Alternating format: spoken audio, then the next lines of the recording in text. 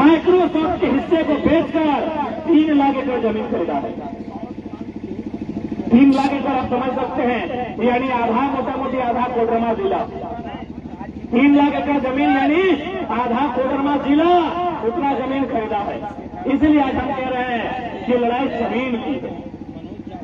इसलिए आज हम कह रहे हैं कि हमारी लड़ाई जमीन की लड़ाई है, क्योंकि ये नौकरी चाहे सियासत वाले रहे या सियासत वाले रहे, नौकरी 30 साल की है, 40 साल की है, उनके बाद इनको भी बंदूक छोड़कर हल्का बूटा पकड़ना होगा। ये नौकरी 30 साल की है, 25 साल की है, ये बिजनेस कब तक है? 50 साल, 60 साल, 100 साल। ये खेती, ये खेत, ये जमीन ये आजीवन रहेगी। जब तक तुम और ये चिमनी तो छोड़ दीजिए, जब तक चांद और सूरज रहेंगे तब तक ये खेत तुम्हारे पास रहेंगे।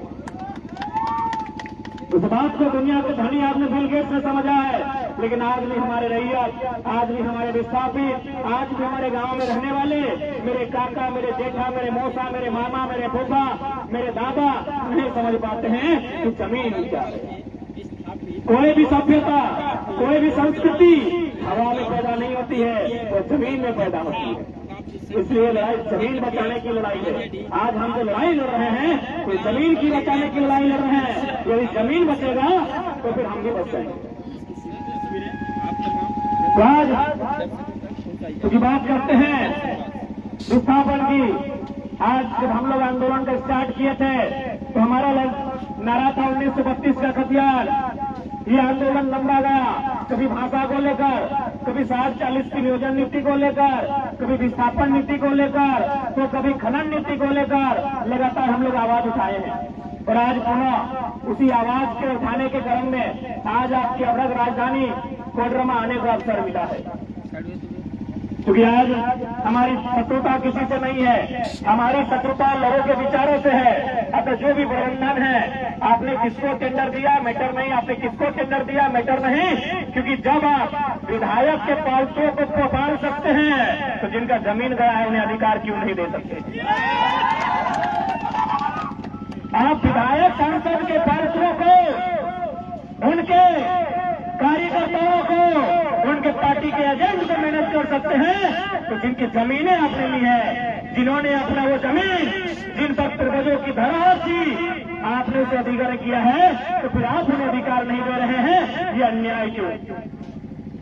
और आज जो भी प्रबंधन के लोग बैठे हैं, अच्छी बात है, आपकी सुरक्षा के लिए सैन्य बल तैनात रहते हैं, ये भी अच्छी बात है। लेकिन याद रखिएगा, इस दुनिया में कोई रहने के लिए नहीं आया है। इसलिए अन्याय और किसी पर शोषण इस प्रकार से जीवन यापन न करे तो बेहतर होगा। मैं प्रबंधन को यहाँ से चेताना चाहूंगा कि जिन लोगों ने जमीन दिया है, जिनके कारण आपकी रोटी चलती है, एक बात बताइए, चाहे प्रबंधन रहे, चाहे यहाँ जितने भी पदाधिकारी हैं, यहाँ क्यों आए हैं? रोटी के लिए आए हैं। अरे ड्यूटी बाद में, अगर रोटी नहीं दी जाए, यदि पेमेंट नहीं दी जाए तो भाड़ में गई ड्यूटी। इसलिए जितने भी लोग आए हैं वो रोटी के लिए आए हैं।